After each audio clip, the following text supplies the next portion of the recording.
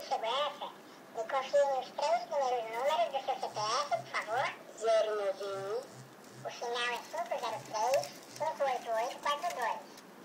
Senhora, o contato referente à fatura do seu cartão Mastercard, no valor de R$ 899, atualizada dia 25/10, próxima atualização dia 27/11, venceu dia 3/11, estando no momento com 23 dias em aberto. Esse pagamento já foi realizado? Sim, hoje no Santander o valor total. Só um momento, senhora, enquanto eu registro a informação. O endereço permanece Avenida A, Casa 111, Irajá, Pernambuco, CEP 212-300-75. Correto. O telefone para contato é somente esse que estamos nos falando? Sim. Deseja acrescentar algum? Não. Possui e-mail? Não. Tudo bem, senhora. Registrei no sistema que a senhora já realizou hoje o pagamento de R$ 899 no Santander.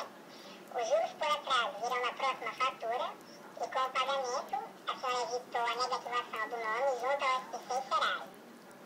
Em 5 dias úteis,